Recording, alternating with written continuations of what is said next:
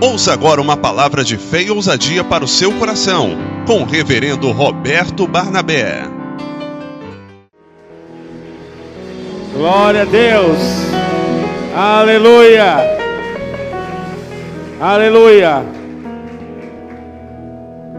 A Bíblia diz que nesse momento há anjo de Deus subindo e descendo, como naquele encontro que Jacó teve com Deus.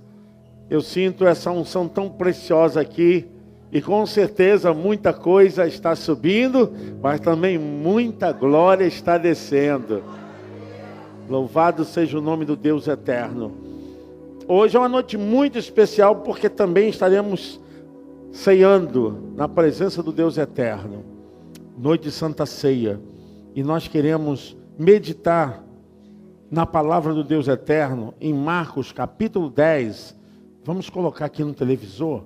Marcos capítulo 10, a partir do versículo 46. Vamos fazer essa leitura alternativa e vamos meditar bastante nessa palavra. Marcos 10, a partir do versículo 46, eu vou ler os versos pares, até o verso 52. A igreja lerá, então, os versos ímpares. Depois foram para Jericó, e saindo ele de Jericó, com seus discípulos e uma grande multidão, Bartimeu, o cego, filho de Timeu, estava sentado junto ao caminho, mendigando. Igreja.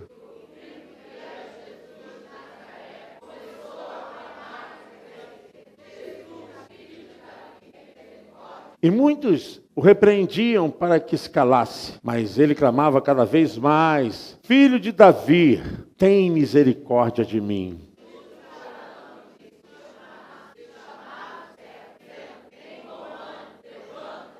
E ele, lançando de si a sua capa, levantou-se e foi ter com Jesus.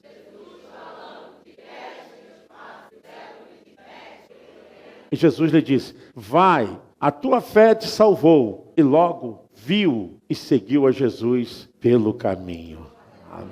Você pode se assentar em nome de Jesus. A sensação de infortúnio, a sensação de invalidez, a sensação de não ser útil, a sensação de ser uma pessoa desprezível, era justamente as emoções que estavam acumuladas na alma de Bartimeu. Bartimeu é um homem marcado por um infortúnio desde o nascimento. Ele era cego desde o ventre da sua mãe. Bartimeu nunca teve um momento que pudesse vislumbrar a natureza, o sol e toda a espécie de vida à sua volta. Porque a entrada da alma são através dos olhos. Ele tinha escuridão e não chegava à escuridão somente na sua vida física, mas a escuridão também chegava na sua vida socioemocional, na sua vida também social. Tinha uma escuridão muito tremenda. E a percepção era que aquilo jamais seria resolvido. Imagine uma pessoa na escuridão e saber que não tem capacidade nenhuma de quebrar essa enfermidade, de desfazer desse mal. E a Bíblia fala que Jesus estava nos seus últimos dias na face da terra, e ele estava saindo do norte de Israel e iria para Jerusalém, porque era chegado o momento dele ser entregue nas mãos dos pecadores. Interessante, irmãos, é que Jesus poderia fazer alguns caminhos que pudessem evitar Jericó. Jesus poderia tomar uma rota que não precisasse passar por Jericó. Mas uma alma cheia de infortúnio, de escuridão, estava aguardando o Rei dos Reis. É muito bom nós sabermos que Jesus pode passar no nosso caminho, que Jesus pode vir na estrada da nossa existência, que tem o meu endereço, que tem o teu endereço. Talvez atrás da multidão, existe alguém no caminho. E lá estava Bartimeu. Jesus faz uma rota que justamente direciona-se para passagem Jericó. Ele tinha outros caminhos, ele podia ir pela rota, segundo os romanos, chamada o caminho do mar, que era a planície costeira pelo mar Mediterrâneo. Ele fugiria das montanhas de Samaria, porque o mar Mediterrâneo está acima do mar da Galileia, e ele fugiria completamente pela planície do mar Mediterrâneo. Jesus também poderia ir pelas montanhas de Samaria, mas Jesus, como ia com uma caravana de pessoas, ele sabia do risco, porque das intrigas que existia entre judeus e samaritanos. Jesus evitou de colocar a vida das pessoas em perigo, porque poderia acontecer algum acidente, algum entroncamento por causa dos problemas étnicos, culturais, relacionados à fé. E Jesus pega o caminho, justamente esse caminho que vai levar pelo Rio Jordão, pelo mar da Galileia, ele vem, pelo Rio Jordão ele desce, porque o Rio Jordão está abaixo do mar Mediterrâneo, pelo menos a 400 a 500 metros. Quer dizer, ele desce, mas Jerusalém está acima do mar Mediterrâneo, 800 metros. Quer dizer, ele subiu, na verdade ele desceu, depois subiu, 400 mais 800 são 1.200 metros. O que acontece é que Jericó era a rota de qualquer pessoa que tivesse que descansar. Jericó é um oásis, é uma cidade em pleno deserto da Judéia, ou semideserto. Era um lugar inóspito, um lugar onde as pessoas passavam pelo deserto da Judéia, tinha que recarregar as suas forças aonde? Em Jericó.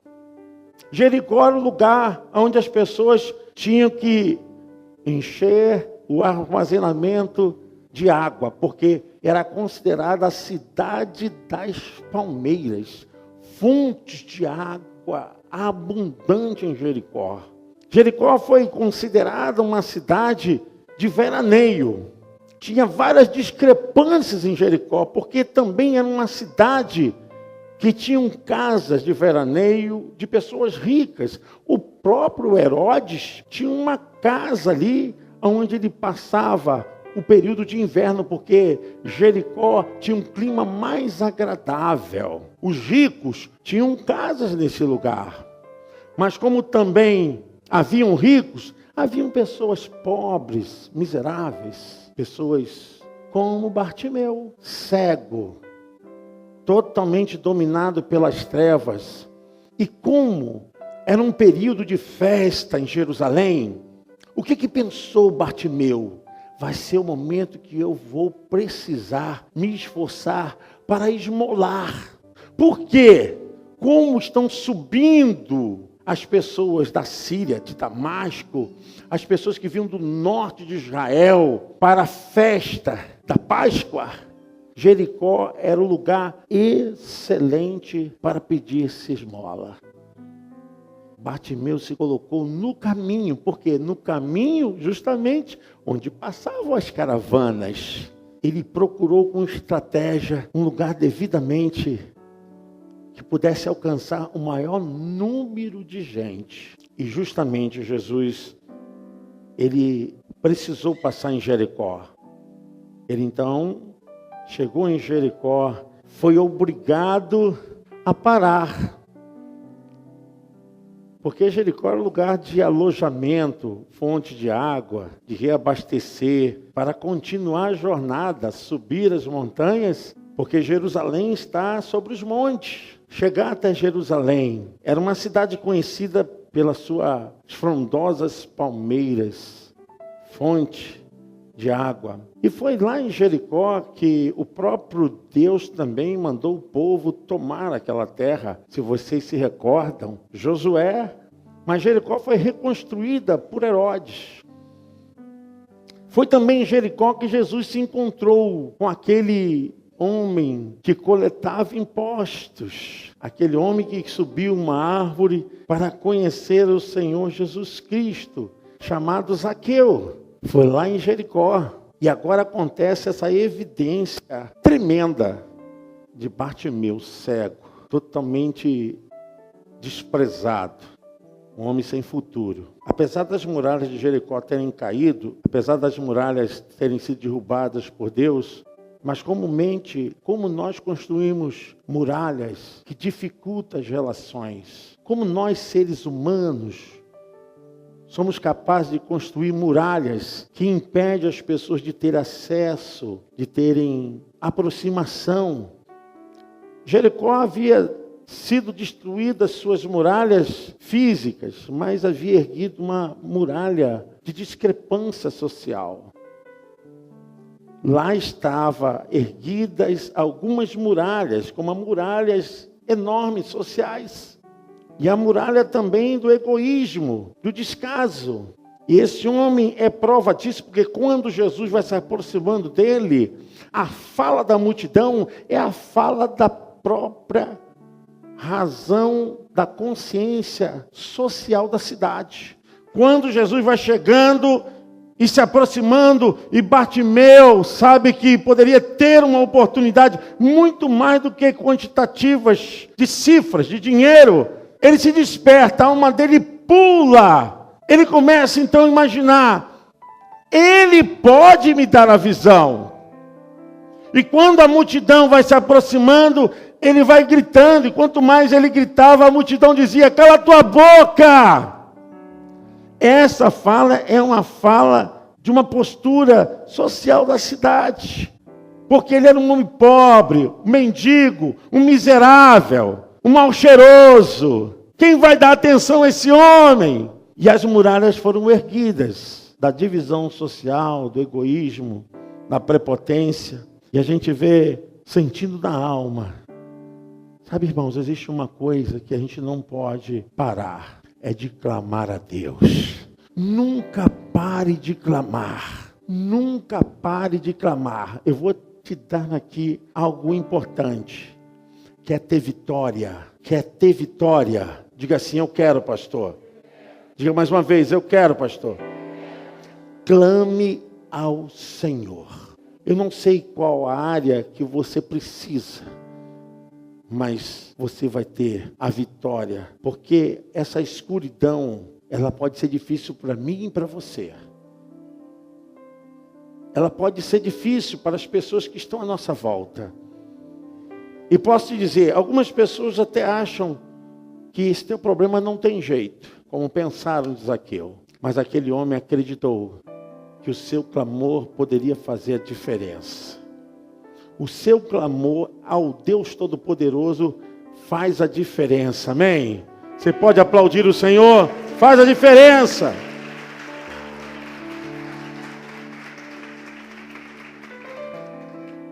Olha, ele se coloca ali sabendo que os judeus iriam subir, povo de toda parte iria subir. Jericó era uma estratégia. Ele se coloca no caminho e de repente os seus planos se misturam com os planos do Eterno. A coisa mais maravilhosa é quando nós colocamos nossos planos misturados com os planos do Deus vivo. Quando nós começamos a usar o princípio da fé, o princípio da palavra, quando começamos a usar nossa fé com inteligência, sabendo que Deus não falha, que Deus não erra, que Deus não pode voltar atrás, que Deus não é homem, nem filho do homem para que minta. Isso é usar uma fé com inteligência. É saber que Deus pode atender. E naquele instante, Jesus estava se aproximando de Zaqueu. Zaqueu começou a clamar, a clamar. No hebraico, o significado dessa palavra clamor é um clamor com choro. É um clamor que leva a pessoa a um estado de convulsão emocional mesmo. É sentir realmente as entranhas queimando. E ele clama, clama, clama com intensidade. E a multidão dizia, cala tua boca, cala tua boca, você é um mendigo, o teu futuro está sentenciado à desgraça, à escuridão. E ele clamava mais ainda.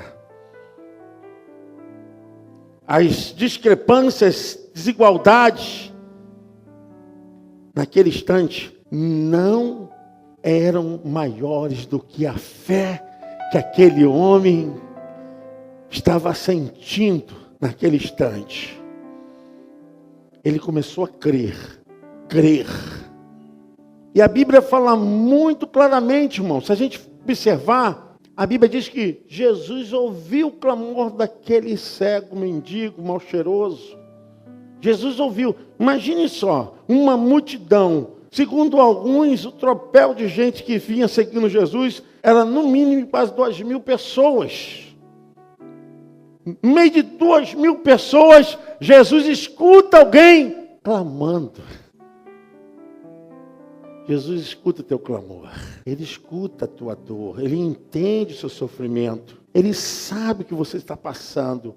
Ele interpreta a tua lágrima. Ele interpreta essa dor que invade o seu ser, de coisas que vêm com uma escuridão te apertando, te suprimindo, te fazendo como alguém que não tem esperança, não tem chance, não tem oportunidade.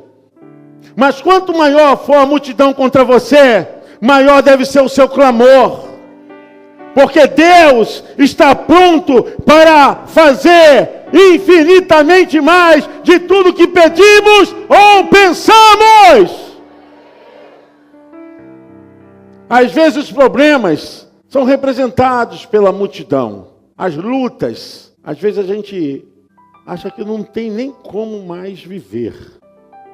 A multidão vai realmente apertando. Cala a boca. Por que está fazendo isso? Pare com isso. Ninguém mais acredita em você. Não tem mais chance para você. E foi isso que aconteceu com Bartimeu. Ele clamou, até que a Bíblia fala, irmãos, está claro o texto. No verso 49 de Marcos 10, diz assim: e Jesus parando. Em outra versão diz assim: Jesus parou. Amém? Um mendigo, mal cheiroso, sem nada que pudesse ser reconhecido sobre referências terrenas, de bens, de dinheiro, mas uma alma flamingerada, uma alma necessitada, uma alma que esperava em Deus, uma alma que sabia que aquela era sua última oportunidade.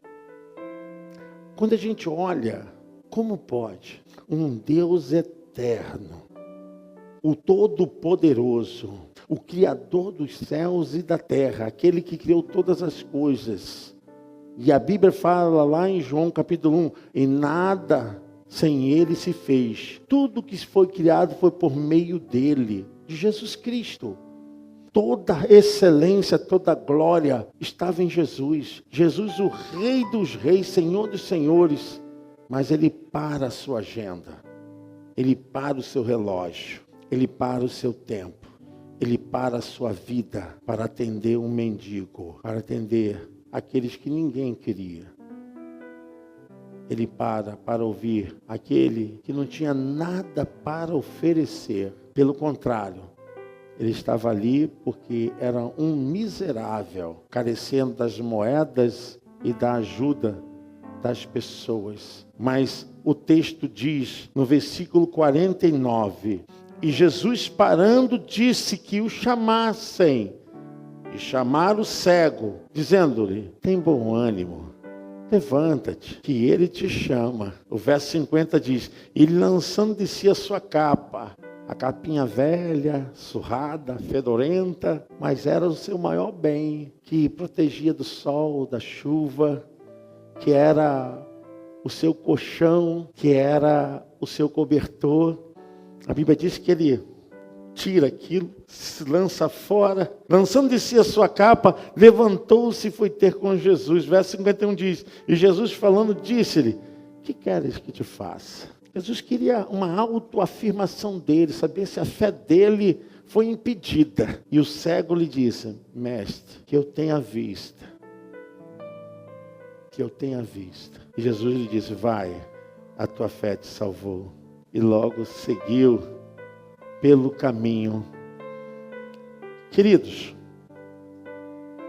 sabia que quem nascia em Israel, quem nascia na Palestina, com uma deficiência visual, era um portador de maldição, era considerado um maldito, era uma doença que condenava a pessoa que por seus antepassados ou seus pais, ele estava pagando algum castigo, era um amaldiçoado, era considerado um impuro.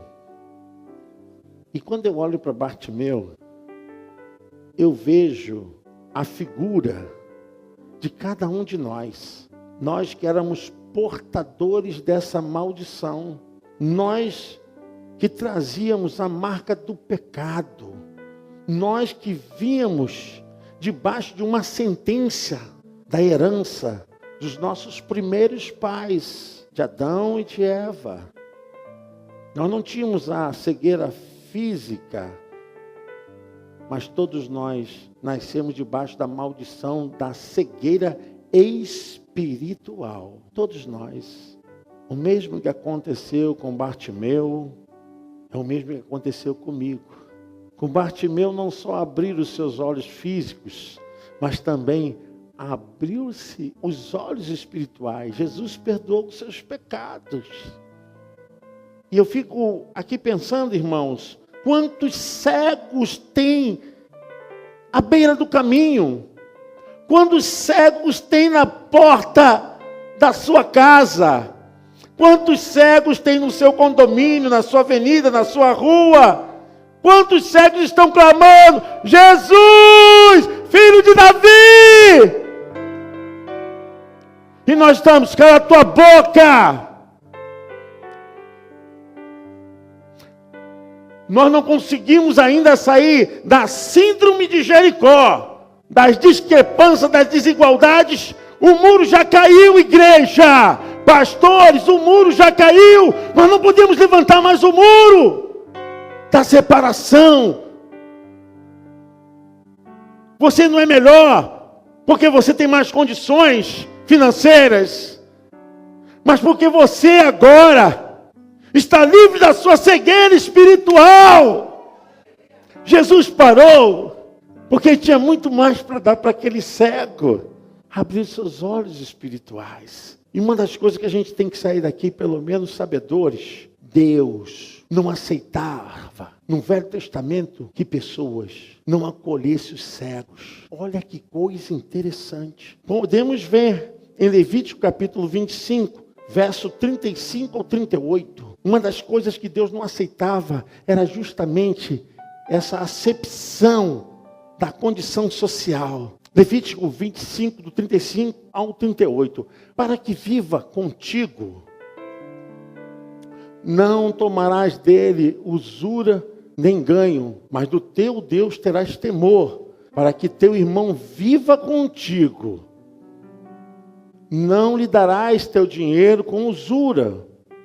Um dízimo, a relação disso aí é cobrar juros. Nem darás o teu manjar por interesse. Eu sou o Senhor vosso Deus, que vos tirei da terra do Egito para vos dar a terra de Canaã, para ser o vosso Deus. Levítico 19, 14. Olha o que nos diz a palavra do Deus eterno. Levítico 19, 14. Não amaldiçoarás ao surdo, nem porás tropeço diante do cego, mas terás temor do teu Deus. Eu sou o Senhor. Em relação ao clamor, Êxodo capítulo 3, do versículo 7 ao versículo 14, Deus ouviu como ouviu a Bartimeu, ouviu o seu povo quando clamou. Porque se tem uma coisa que mexe com Deus, é um clamor com sinceridade. Êxodo capítulo 3, do versículo 7 ao versículo 14, Deus se revela por ver a dor e o sofrimento do seu povo quando clamou. E disse Deus a Moisés: eu sou o que sou. Disse mais: assim dirás aos filhos de Israel: Pode passar ou não? Não vou ler aqui. E disse Deus a Moisés, eu sou o que sou. Disse mais, assim dirás aos filhos de Israel. Não vai, mas vai aqui. Não tem problema não. E disse o Senhor, tenho visto atentamente a aflição do meu povo que está no Egito e tenho ouvido o seu clamor por causa dos seus exatores, porque conheci as suas dores. Verso 8. Portanto, desci para livrá-lo da mão dos egípcios e para fazê-lo subir daquela terra para uma terra boa, larga, uma terra que mana leite e mel, ao lugar do cananeu, do Eteu, dos amorreus, dos fariseus, dos heveus, dos jebuseus. E agora eis que o clamor dos filhos de Israel chegou a mim. Também tenho visto a opressão com que os egípcios os oprimem. Vem agora, pois, e eu te enviarei a Faraó para que tires o meu povo, os filhos de Israel, do Egito. Então Moisés disse a Deus, quem sou eu que vá a Faraó e tire do Egito os filhos de Israel? E disse Deus, certamente eu serei contigo, e isto te será por sinal, porque eu te enviei. Quando houveres retirado este povo do Egito, servireis a Deus neste monte. Então disse Moisés a Deus, eis que quando vier os filhos de Israel, lhes disser, o Deus de vossos pais me enviou a vós, e eles me disserem, qual é o nome que lhes direi? Verso 14. E disse Deus a Moisés, eu sou o que sou. Disse mais, assim dirás aos filhos de Israel. É interessante, porque no capítulo 25, o versículo 35 do mesmo livro, olha, e quando teu irmão empobrecer, as suas forças caírem, então sustentá-lo-ás como estrangeiro e peregrino, para que viva contigo. Não tomarás dele usura nem ganho, mas do teu Deus terás temor, para que teu irmão viva contigo. Não lhe darás teu dinheiro com usura, nem darás o teu manjar por interesse. Eu sou o Senhor vosso Deus, que te tirei da terra do Egito para vos dar a terra de Canaã, para ser vosso Deus.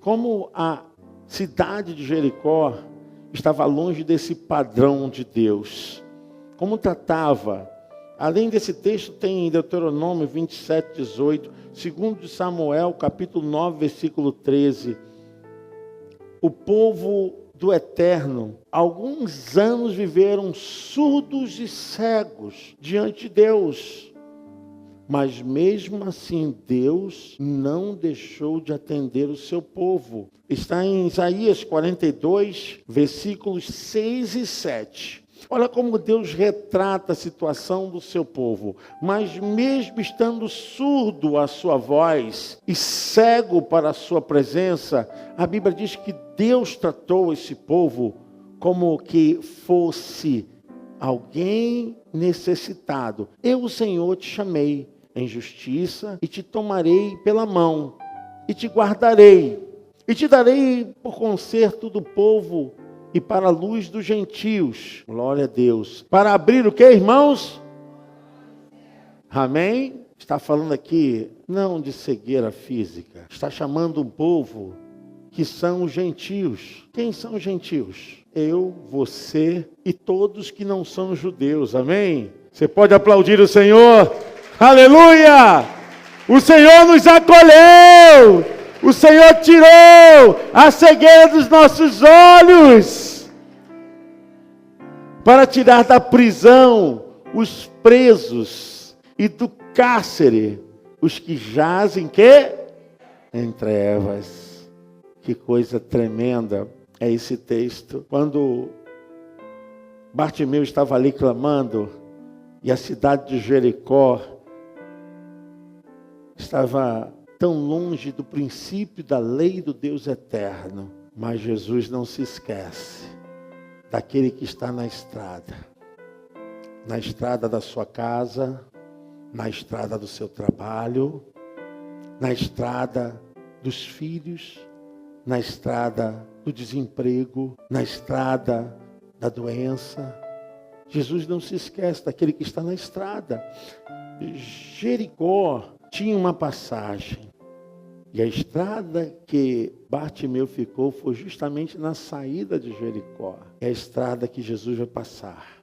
Talvez tenha sido por muitas coisas que você viveu, que você tem perdido a sua visão espiritual. Muitas coisas aconteceram, tem tirado a tua visão espiritual. O pastor Luiz Carlos estava falando a respeito de separação. São acidentes natural dessa vida humana. E muitas pessoas sofrem mesmo. E muitos vão perdendo a visão em relação a Deus, em relação à fé, em relação à sua observância da palavra. Espiritualmente, você talvez tenha sido tão cego ou mais cego que Bartimeu. Existem algumas coisas que não foram ainda resolvidas dentro de você. Há uma escuridão, tem trevas dentro da sua alma. A luz quer entrar, a luz quer penetrar nessas trevas. E só a existência das trevas porque há ausência de luz. Quando há ausência de luz, tem trevas. Bartimeu precisava de uma oportunidade, mas que isso? Somos nós hoje, em pleno século 21, que existem trevas que vão dominando nossos entendimentos. Espero que o Espírito Santo jogue luz sobre a sua mente. Que seja como for, saiba que Jesus pode passar na estrada da sua vida, na estrada da sua história, na estrada da sua família, na estrada do seu trabalho, na estrada da sua dureza. Ele pode chegar em Jericó, na Jericó da sua existência, na Jericó onde suas forças têm sido tomadas, onde as coisas têm sido perdidas. Ele pode chegar na sua Jericó espiritual. Ninguém se importa, ninguém liga para mim, ninguém me observa, mas Jesus te vê, Ele te ouve, Ele te atende e Ele te socorre hoje, agora e para sempre. Amém, amém e amém. Glória a Deus! Oh, glória! Oh, Jesus pegou o caminho certo. Porque tinha uma alma lá. Ele vai pegar o caminho certo, ele não erra. Feche seus olhos. Feche seus olhos. Põe a mão na direção do seu coração. Senhor, eu quero nessa hora entregar a vida desse meu irmão, dessa minha irmã. E ainda, Senhor, que as trevas tentam permanecer na vida, na alma, tentam permanecer na mente, no sono, na casa. Tente permanecer na vida dos filhos, da família. Senhor, as trevas nunca poderá ser mais forte do que a tua luz.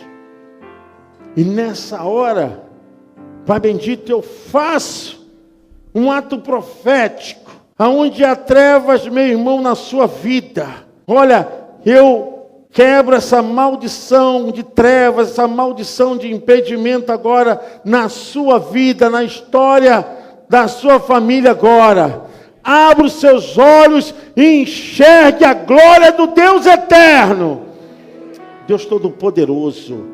Clame ao Senhor, clame ao Senhor, clame ao Senhor, clame ao Senhor. O próprio Jeremias falou para o povo precisava se despertar. E Jeremias falou, se vocês clamarem, clame a mim, e eu vos ouvirei. Senhor, que seja uma noite de clamor a Ti. Ajuda, meu Pai. E abençoe as almas.